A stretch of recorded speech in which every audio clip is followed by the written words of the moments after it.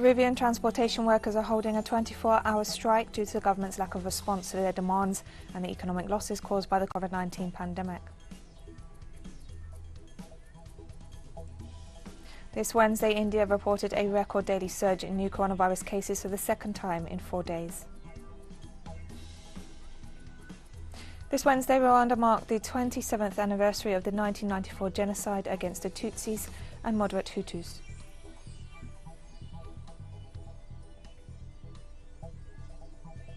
From the headquarters of teleSUR English in Havana, Cuba, this is From the South, and I'm Katrina Goss. We begin in Peru, where transportation workers are holding a 24-hour strike due to the government's lack of response to their demands and the economic losses caused by the COVID-19 pandemic. Trade union spokesperson David Mujica announced the strike action after failing to reach an agreement with the Urban Transport Authority. He urged the government to prioritise talks with sector workers, warning that the protest could be prolonged indefinitely if not. On the first day of the strike this Wednesday, local media reported that there were large crowds of people waiting for transport services, including health personnel and other essential workers.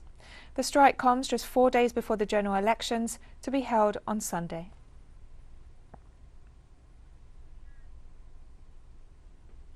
The Venezuelan government has announced that it will request the support of the international community to enable communication mechanisms with the Colombian government in order to coordinate border issues.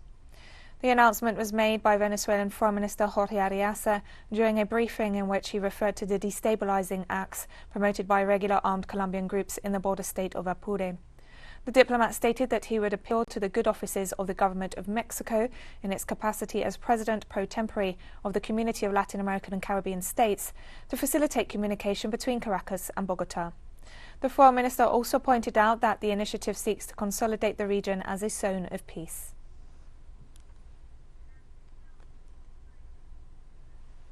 With the same terms to the government of President Andrés Manuel López Obrador, to his foreign minister, our brother Marcelo Ebrard, so that the Community of Latin American and Caribbean States, with the pro tempore presidency of Mexico this year, may also act and we can have channels of communication and guarantee regional peace.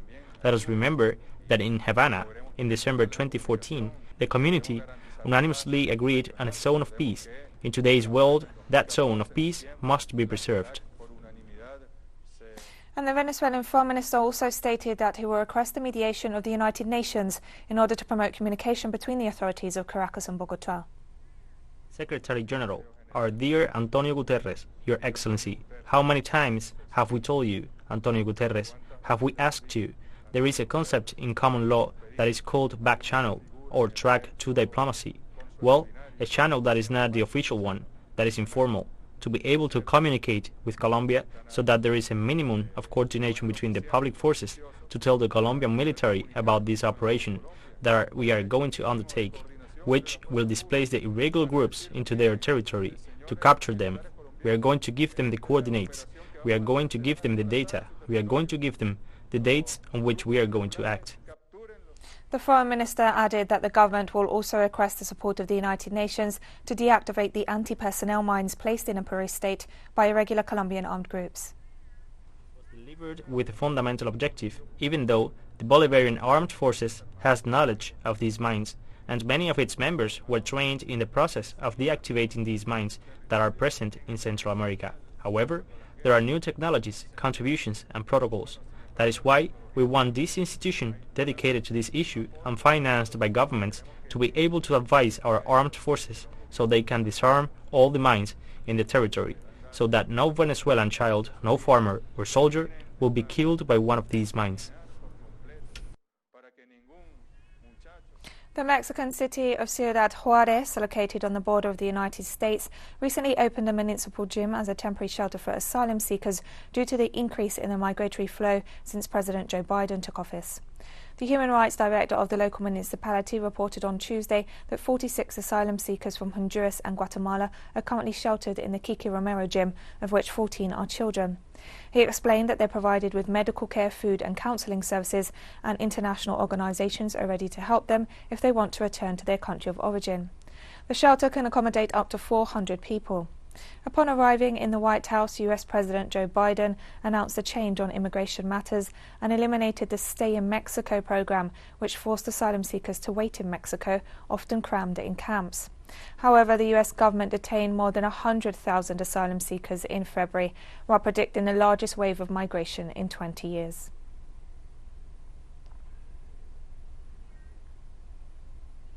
In Brazil, indigenous peoples have denounced the complicity of US investment management company BlackRock in the socio-environmental crimes committed in the Amazon. Indigenous peoples and non-governmental organizations issued a report on Tuesday which detailed the crimes of BlackRock and other companies. According to the research conducted by the Articulation of the Indigenous Peoples of Brazil organization, the companies BlackRock, Citigroup, JP Morgan Chase, Vanguard, Bank of America and Dimensional Fund Advisors have all played a key role in the destruction of the Brazilian rainforest.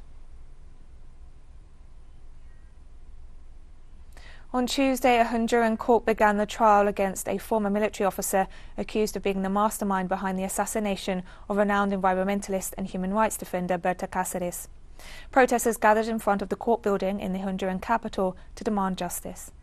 Confident in our efforts, in this opportunity, in the strength of the evidence, in its forcefulness. That is an irrefutable evidence, which logically leads to a conviction of Mr. David Castillo. Russian President Vladimir Putin met with Armenian Prime Minister Nikol Pashinyan for talks in Moscow this Wednesday. The two leaders discussed the supply of Russia's Sputnik V coronavirus vaccine, as well as unresolved issues regarding Armenia's recent conflict with Azerbaijan over the disputed Nagorno-Karabakh region. The Armenian Prime Minister noted that while 15,000 doses of Sputnik V have been delivered to his country, over 1 million are still needed. President Putin explained there is a lengthy waiting list for the jabs in Russia, but noted that production volume is increasing. Pashinyan also referred to the issue of prisoners of war, hostages and other detained persons, yet to be resolved following the Russian brokered ceasefire, which ended the fighting in Nagorno-Karabakh. And we'll be right back after this very short break, so don't go away.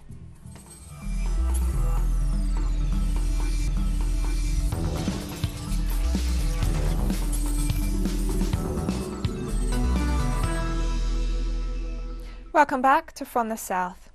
India reported a record daily surge in new coronavirus cases for the second time in 4 days on Wednesday, while New Delhi, Mumbai and dozens of other cities announced they're imposing curfews to try to slow the soaring rates of infection. More than 115,000 coronavirus cases were reported in the past 24 hours, topping the previous record number of infections reported on Sunday. Experts say the surge, which is worse than last year's peak in mid-September, is due in part to growing disregard for social distancing and mask wearing in public spaces. Meanwhile, COVID-19 related fatalities rose by 630 in the past 24 hours, the highest number since November, taking a total death toll in the country to more than 166,000. The federal government has so far refused to impose a nationwide lockdown to contain the latest surge, but has asked states to decide on imposing local restrictions.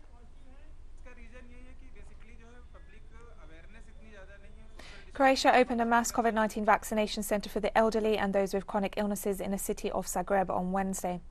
Around 1,500 citizens were invited to receive a shot at the new centre. The country has seen an increase in the number of people infected with the coronavirus in recent days. So far, more than 326,000 people have received their first jab, while just under 100,000 have received both doses of the vaccine in use. I did not feel anything. It did not hurt. We should have trust in vaccines. We have vaccines. They arrived last week, 30,000 doses of AstraZeneca. I would like to make everyone aware that every vaccine protects from 90–95%.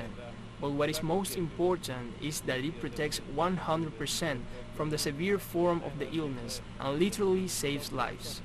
Over 6,100 people have died. Today, the daily number of people who die is at the same level as in December last year. Therefore, by choosing to vaccinate, you choose between life or death.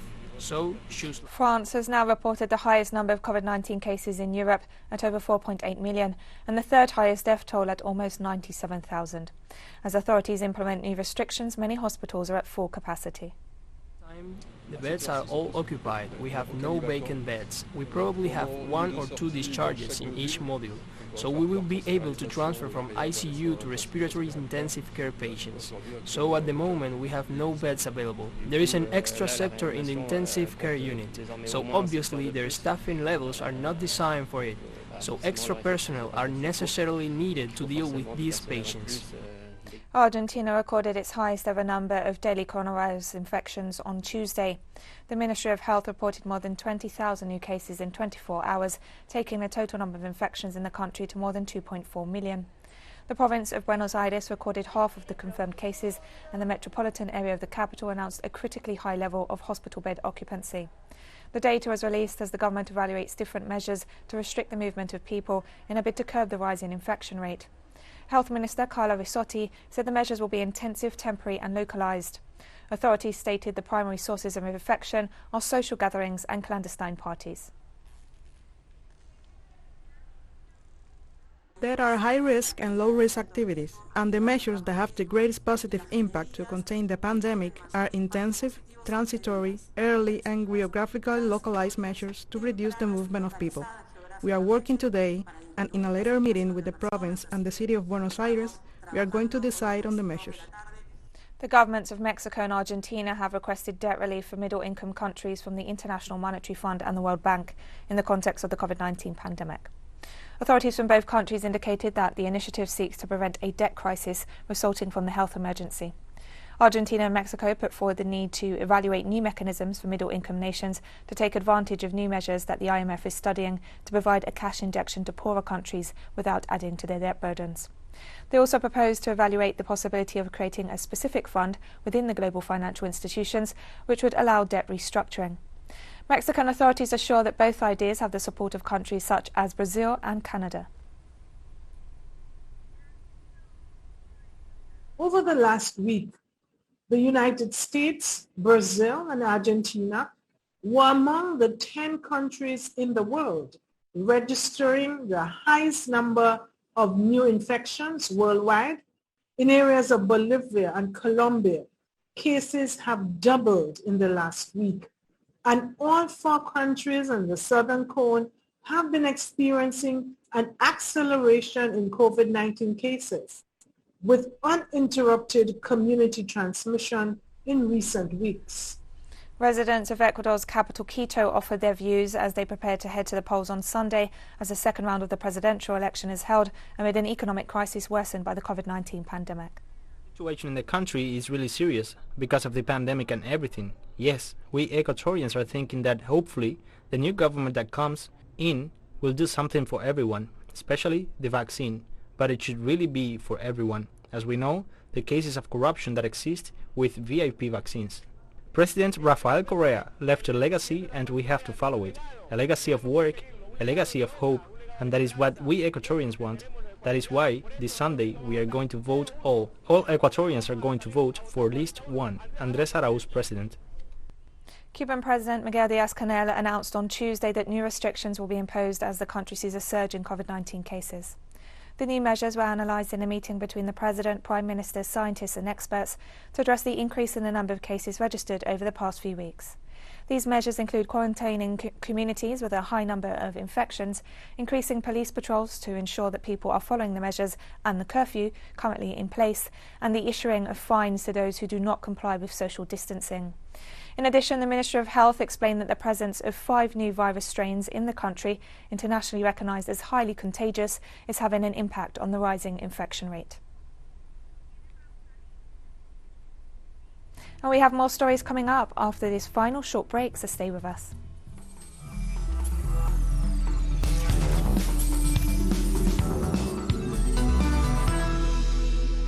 Welcome back to From the South. Rwanda's President Paul Kagame led commemorations of the 1994 genocide on Wednesday by lighting up a flame of remembrance at the mass burial ground of 250,000 victims at the Kigali Genocide Memorial Centre in the capital. 27 years ago, the country descended into major violence, with some 800,000 Tutsis, an ethnic group of the African Great Lakes region and the second largest ethnic group in Rwanda and Burundi, massacred over a 100-day period in what was the worst genocide in recent history. Back in March, a commission of French historians published a report on France's role in Rwanda at the time, mostly comprised of diplomatic telegrams and confidential letters. This Wednesday, France made public the archives of former President François Mitterrand and his Prime Minister, Edouard Balladur, on Rwanda between 1990 and 1994. The report offered an account of Paris's military and political involvement in the genocide and underlined above all the responsibility of Mitterrand and his closest collaborators who ignored information and warnings about the massive crimes that could be committed in the country. According to Ethiopia's water minister, the ongoing diplomatic dispute with Egypt and Sudan over its mega dam on the Nile River won't result in an unnecessary war following the latest round of talks on a project in the Democratic Republic of Congo. The Grand Ethiopian Renaissance Dam has been a source of tension between the neighbouring nations ever since Ethiopia began its construction in 2011. There is no way to enter an unnecessary war. A war can't start because of water. Water flows if you fight today. It will continue to flow tomorrow.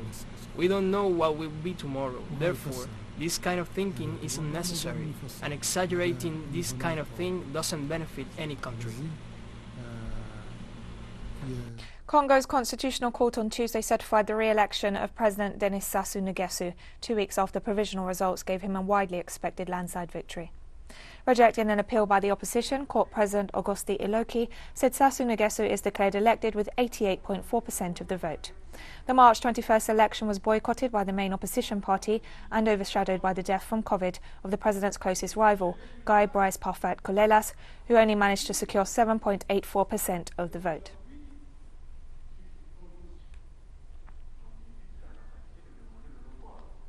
In Mozambique, thousands of displaced people have reached safety after a recent attack by insurgents on the coastal town of Palma in the northern Cabo Delgado province.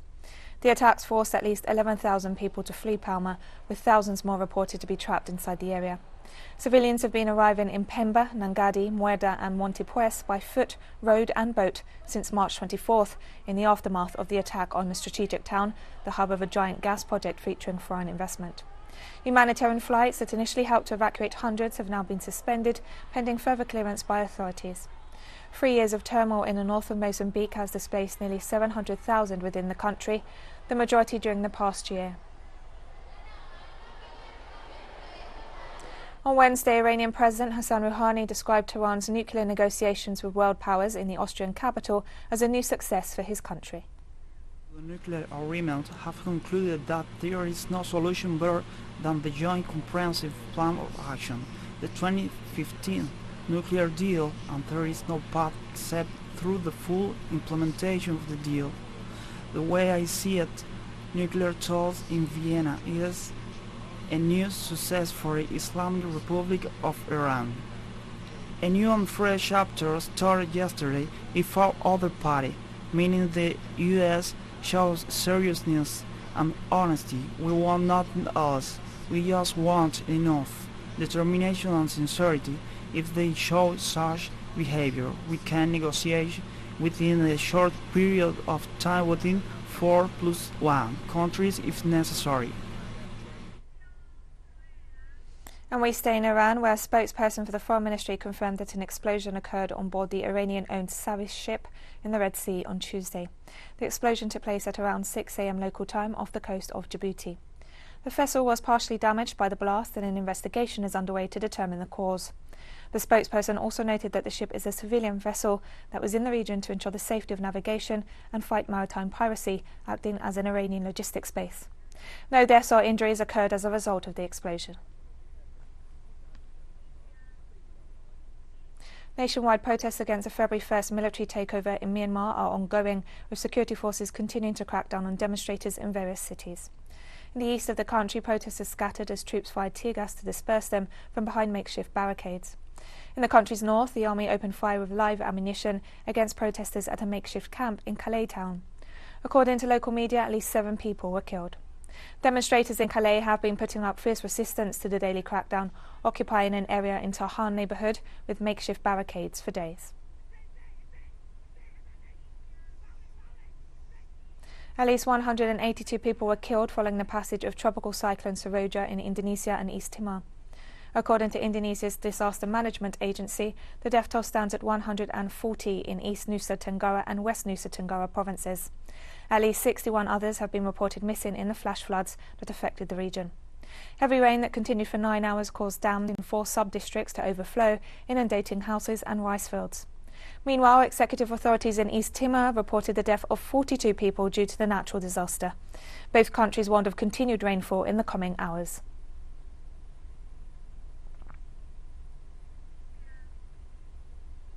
Greenland held an early parliamentary election on Tuesday, partially focused on whether the semi-autonomous Danish territory should allow international companies to mine the sparsely populated Arctic island's substantial deposits of rare earth metals.